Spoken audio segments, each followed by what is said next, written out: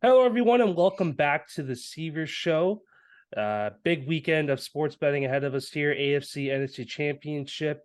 This week, though, NBA and NHL been treating us pretty well.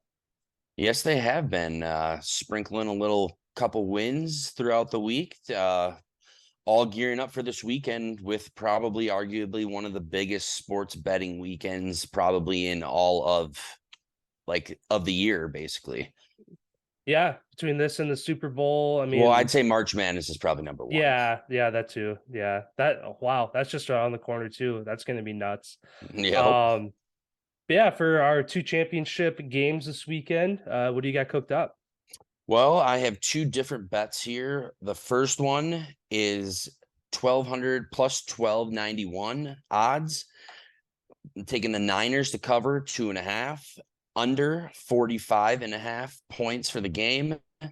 Chiefs to cover 1.5 money line to win by 1.5, and over 48 for that game for my first one. Just because I really believe the Niners are going to win, and that covers just a safe little bet there. And the Chiefs and the Bengals, I feel like is going to be all the fireworks everybody's expecting, a high scoring game, but I still feel like Mahomes gets it done. And then going into my second one, I have both of those teams money line, and that's just plus 321, nothing crazy, but could return quite a bit if it goes. Yeah, I mean, I feel like the more that we've kind of got into the betting, we kind of started out with like 50 cents or a buck and like plus 80,000, plus 100,000 odds. It's like, oh, let's go get 800 bucks. And it's like, I'm sure those happen eventually, but they're very few and far between to where bets like you just described. And even the one I have is not quite like lower odds, but reading through it and kind of going like looking at how they've done in the playoffs, how they did towards the end of the season, stuff like that. And what the odds came out to be, I was pretty happy with it. But yeah, nonetheless, kind of the lower odds and just throwing a little extra cash on it seems to be working well for us lately. Yeah, that's how all these NBA ones have pretty much been going. And these hockey Yeah. ones is just a couple teams, a couple guys, throw a little bit more on it than in hey. Yeah. Yeah. Well, that being said, I'll jump into mine here. Gonna go a little bit more in depth. No money lines, overs, spreads, anything like that. I feel like both of these are gonna be great games. Who do you think's gonna Um, win? I think it's gonna be I think it's gonna be Niners, Chiefs, Super Bowl is the two that I think it's gonna be. But just with the odds and the spreads and just how like how both of these games should go.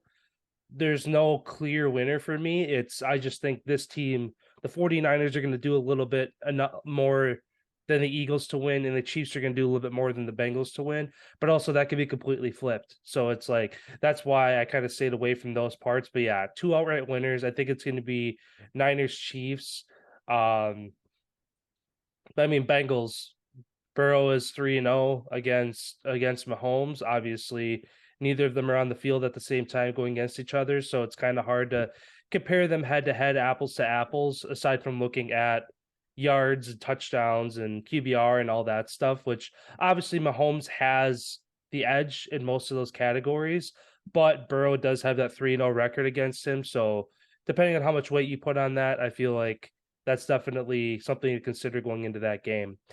But yeah, for my bet here, I'll with the 49ers Eagles game, taking Brock Purdy to go over 194 and a half passing yards at minus 205. Just kind of looking at the other yards around it, there's a pretty big jump to go up from there.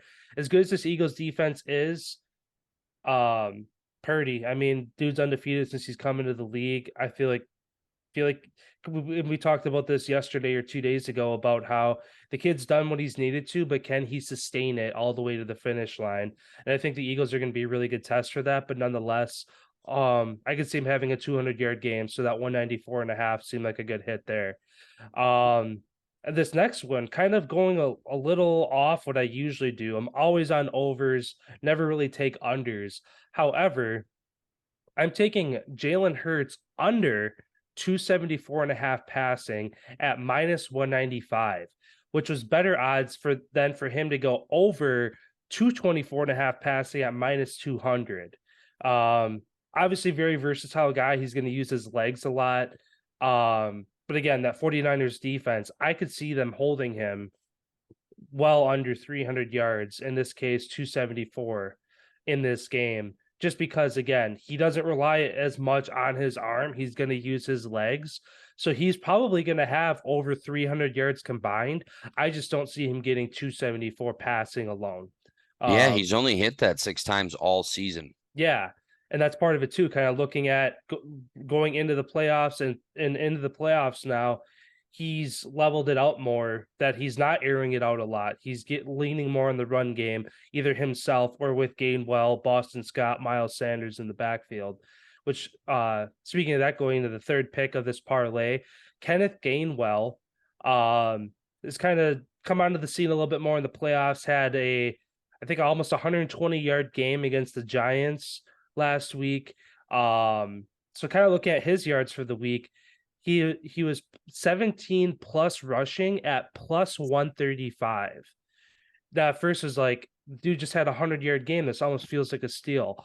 Obviously, the 49ers defense is going to force the Eagles to use all of their pieces offensively just because they are that good. Does that mean Gainwell is going to obviously not have a 100-yard game? I don't think. I'd be surprised if anybody on the Eagles team receiving, rushing, have a 100-yard game on the ground or through the air. But nonetheless, 17 yards seems like a no-brainer, just because Miles Sanders and Boston Scott are obviously going to get touches. 49ers defense is bruisers. They're going to need to use everybody they can. I think Gainwell can at least get 17. Heck, that's one rush for him. Like, anytime you get to into that ballpark of, oh, that guy can do that in one play, it's kind of a no-brainer to me there. And then for this last one for the first game, I'm taking Kittle 39.5 receiving over at minus 160. And basically the way I looked at this one is kind of looking at the tight ends. Tight ends across the board in the playoffs have had a lot of productivity.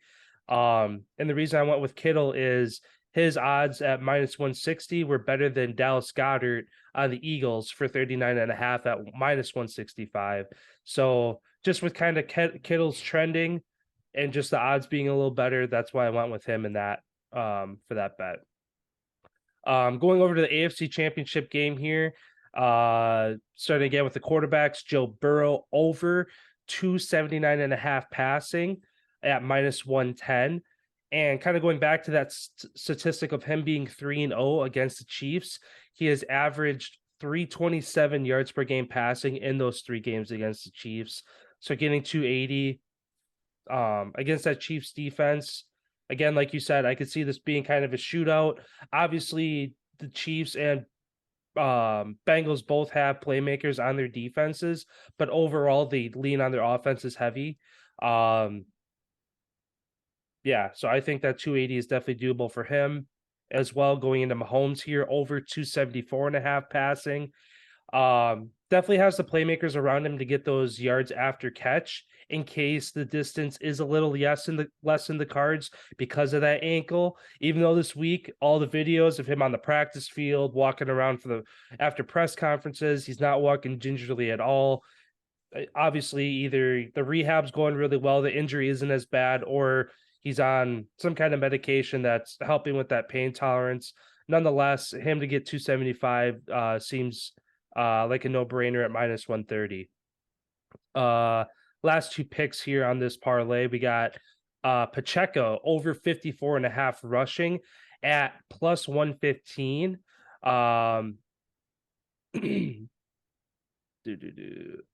and then kind of going back into Mahomes here, regardless of how good he's looked all week, I feel like even he's not going to be able to be at 100%, which means he might check into a couple extra runs than he usually would, to where one pass play he gets rolled up on, he's like, ankle's a little sore, I'm going to check into a run this next play. or just even if it's a couple extra runs that they normally would run just to kind of take that extra weight off of him. I feel like Pacheco getting 55 is definitely doable. And then lastly, again, kind of going into Kenneth Gainwell at 17 plus rushing, taking Tyler Boyd over 24 or 29 and a half receiving at minus 135. That's one ball for him. He's kind of teetered around that 25 to 35 yards per game mark the last couple weeks. So it could be close, but also if Joey Burrow's slinging the rock, getting everybody involved, he could have a 100-yard game. You never know. So yeah, 8 picks on this parlay, 4 from each game.